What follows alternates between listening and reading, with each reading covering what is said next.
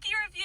All right, you know what time it is? We are back with another honest and realistic review of Crumbl Cookies. And this week, all of the influencer girlies are raving about how good these ones are. So let's see if it holds up. So we're now up to this week at the top here. And I won't lie, it does look pretty promising. As always, we're skipping the chocolate chip cookie that they have every week and the second chocolate chip cookie they're offering this week because that feels like a hat on a hat sort of situation. How much chocolate could a chocolate chip chip if a chip could chocolate? Crumble's running out of ideas for cookies. And I know that the brownie was the hot item for this week, but I won't lie, it looked atrocious in real life. That's not real ice cream on top. It's like a giant thing of frosting. It looked dry. I'm gonna pass. I'm sure someone out there is going to love it, but I'm not paying extra for that one. Reminder, as always, we're working on a 0 through 10 scale. 0 is it was kind of gross or just tasted like nothing at all, like I put a handful of flour in my mouth. 5 is complete, like net neutral. I didn't love it. I didn't hate it. It was just mid. You could probably find a similar or better cookie at Cub Foods or Target for cheaper.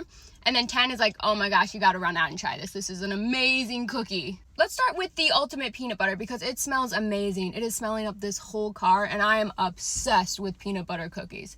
And it is falling apart a little already.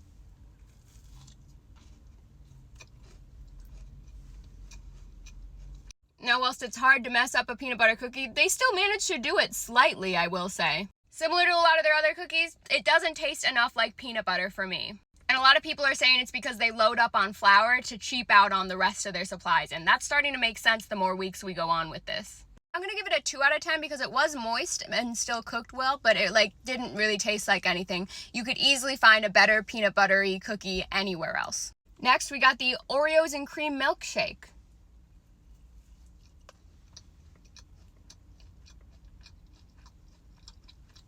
I won't lie, I'm shocked that this wasn't overly sweet. And in fact, it again tastes like absolutely nothing, even less so than the peanut butter cookie.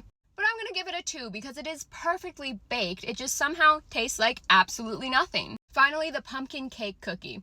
It's squishy like a bouncy ball and I'm terrified.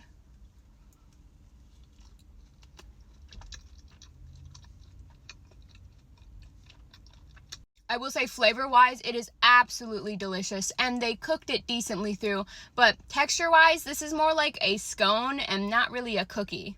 Even if they were trying to mimic a cake like the name instead of a cookie, it is very dry for that. I'm still going to give it an 8 out of 10, though, because it was quite tasty. So there you have it. This week, Crumbl tastes like nothing, and then rubbery pumpkin that for some reason I liked, and I'm not scared to admit it out loud. Although I probably should carry some sense of shame around enjoying that rubbery experience. All right, now we gotta get home because the #1 rule of eating Crumbl cookies is about half an hour later, your stomach starts to hurt for like 2 straight hours. So cheers.